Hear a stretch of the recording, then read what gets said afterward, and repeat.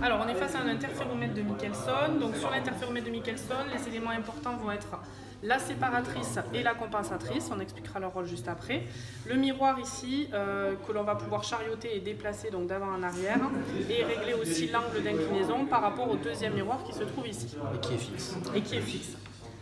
Donc, première étape, il faut régler le parallélisme compensatrice-séparatrice pour...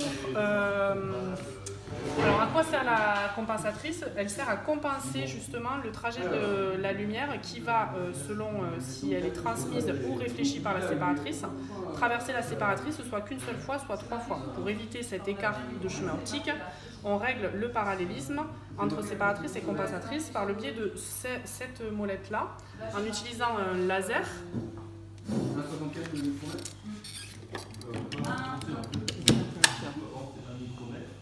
Ah oui, pardon.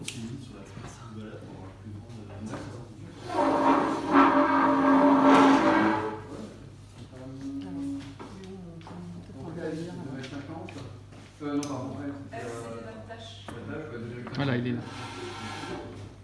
Ok, donc là on voit plusieurs tâches. L'intérêt c'est d'activer cette molette. C'est quoi cette molette? C'est la molette qui permet de régler le parallélisme de la compensatrice. Donc là on voit que les points se rapprochent de la tâche la plus lumineuse et donc on se débrouille pour que tous les points se recouvrent.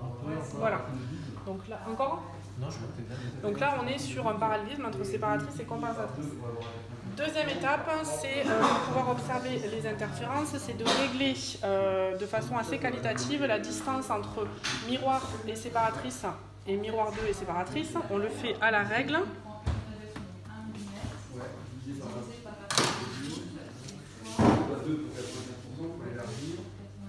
Donc je mesure d'abord par rapport au miroir fixe à 4,5 cm. Je me place au centre, ici, entre séparatrice et compensatrice. Vous pouvez remontrer s'il vous plaît? Alors du coup je me place ici au centre. Je place mon 0 ici et je vais donc charioter le miroir mobile pour pouvoir faire justement coïncider cette distance et obtenir 4,5 cm.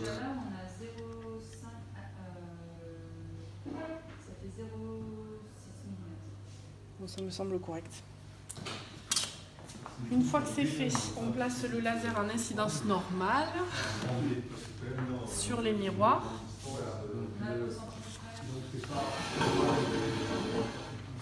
Alors on voit ici plusieurs tâches qui sont liées aux réflexions multiples et les deux tâches lumineuses correspondent chacune à un trajet de la lumière, soit par réflexion sur M1, soit par réflexion sur M2. Donc il faut qu'on fasse coïncider ces tâches lumineuses en jouant sur ici les miroirs et on fait superposer voilà, les différentes tâches. Et il y a aussi non normalement tu n'en as pas besoin de cela parce que c'est le réglage vraiment très fin. C'est surtout celle-là. C'est bon? Ok, une fois que les réglages sont faits, on peut éteindre le laser. Le laser nous a permis de faire le réglage. On passe en lampe spectrale, donc lampe à vapeur de sodium, avec un condenseur. Et là. Non. Ah oui. Donc le condenseur, c'est une lentille dont la focale est de 90 mm.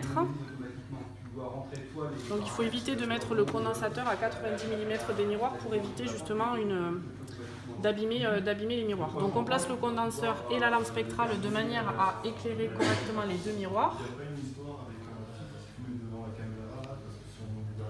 Et on place ensuite un écran diffusif de manière à pouvoir observer en incidence, enfin de façon directe, ce que l'on obtient. Donc là on voit les anneaux mais le contraste est vraiment très moyen. C'est parti. Alors, normalement, si les réglages ont bien été faits, on observe immédiatement les anneaux qui sont très peu contrastés. Donc, ce qu'il faut faire, c'est pas hésiter à charioter vraiment pendant un petit moment. On voit en effet la perte de contraste liée au brouillage, mais on le récupère. Et une fois qu'on a un contraste suffisamment bon, on peut aligner le cercle central bien au centre du miroir en jouant sur les réglages grossiers très délicatement ici et en jouant aussi sur le réglage fin de ce miroir ici. Et on obtient des anneaux plutôt bien contrastés.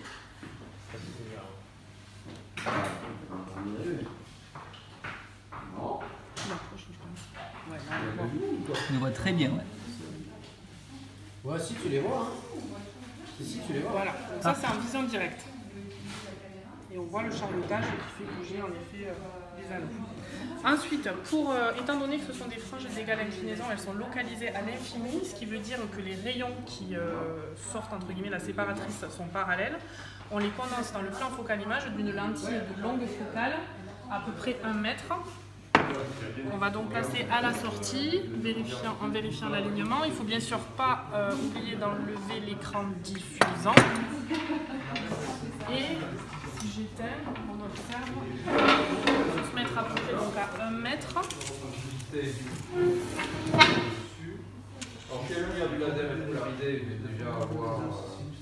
Alors on va toucher un tout petit peu la lumière là.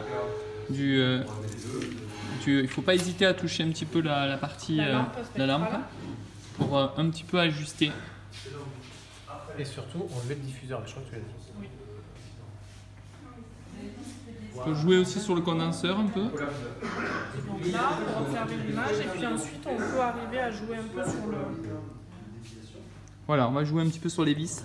On va jouer un peu sur les vis. Donc là, c'est les vis grossières. Et là, c'est les vis fines. Mais les vis fines, il n'y a pas grand-chose qui se passe en fait. Un peu plus de... Je vais m'éloigner d'un brouillage. Là, j'ai un brouillage. Je voudrais m'éloigner d'un brouillage. Voilà, c'est parfait là. Ça, c'est pas mal. Là, on est pas mal en contraste. C'est ce que j'allais dire. Ouais. Franchement, au niveau contraste, ça a été bien. Voilà. Je pense qu'on peut jouer un peu sur elle là. Sur parce que tu as vu, voilà. C'est bien. Et donc, une fois qu'on a fait ça, notre objectif est de déterminer le delta lambda, c'est-à-dire la différence de longueur d'onde qui existe entre les deux raies de la lampe à vapeur de sodium. Donc, on va s'éloigner du contact optique. Donc, le contact optique, c'est ce qu'on observe quand on fait rentrer les anneaux. Donc là, ils rentrent. Donc, je montre d'abord le contact optique. Au bout d'un moment, alors là, on voit un brouillage.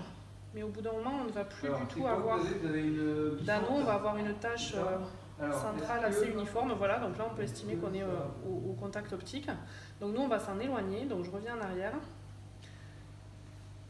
Et l'objectif, c'est de s'en éloigner un maximum, tout en maintenant un certain contraste. Donc là, brouillage, contraste, brouillage. Et là, je récupère un contraste. Donc, je vais me placer au brouillage suivant. Donc, le brouillage suivant est ici. L'intérêt, c'est de repérer maintenant la valeur au vernier. Donc, au vernier, nous avons 25,29 mm. Et après, le problème c'est est-ce que tu es à la bonne hauteur 25,29 mm. Et ensuite, on va récupérer le contraste et compter un certain nombre de brouillages. Là, non, je ne suis pas du bon côté, je pars de l'autre. Donc là, je récupère du contraste, je fais rentrer les anneaux puisque je dois partir du côté du contact optique.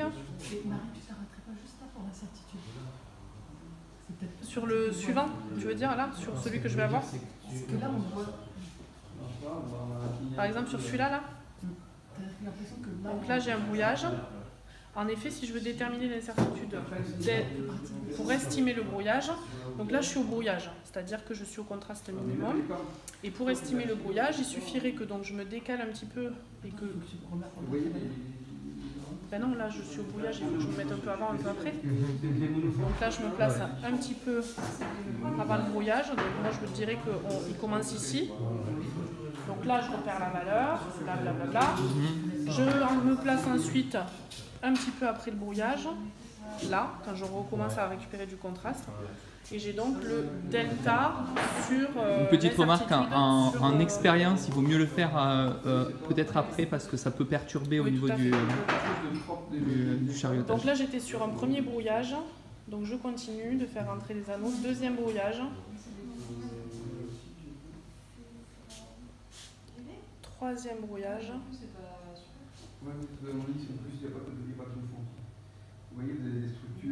Et là, je vais m'arrêter ici.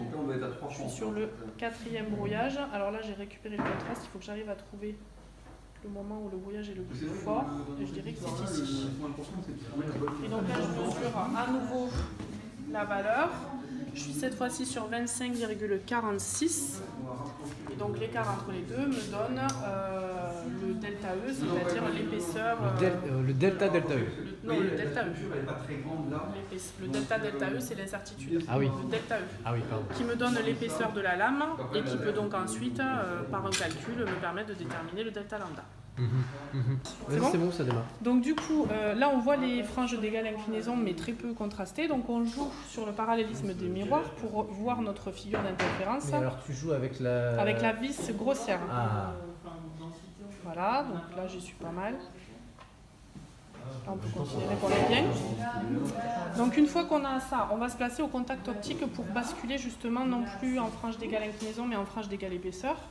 Donc le contact optique, je l'obtiens en faisant rentrer les anneaux. Donc, je vais faire rentrer les anneaux jusqu'à obtenir une teinte uniforme. C'est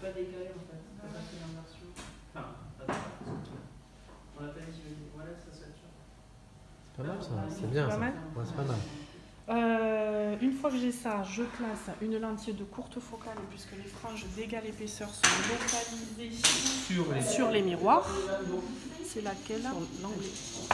Sur le coin d'air en fait. Voilà. Donc hop. Alors là je ne vois pas apparaître directement les franges d'égale épaisseur, mais en jouant un tout petit peu sur le parallélisme des miroirs, je devrais les voir apparaître. Voilà. Magnifique. Donc là on les voit apparaître. Splendide. On peut jouer là-dessus pour les orienter. Sur quoi tu dis là-dessus? Sur les vis fines. De l'autre miroir. Ouais, de l'autre miroir pour les mettre par exemple verticales. Voilà. Ok. Voilà. Et donc maintenant que j'ai ça, alors je veux juste que ce soit bien propre. Voilà. Et donc maintenant je passe en lumière blanche. Donc on remplace la lampe spectrale par la lampe quartziode. Les miroirs. Alors là, on n'observe pas de frange, on est sur un blanc d'ordre supérieur. Pas de et panique. du coup, pas de panique, en jouant à peine sur le chariotage, on devrait vérifier que vous tournez dans le bon sens et ça ne faut pas se faire avoir.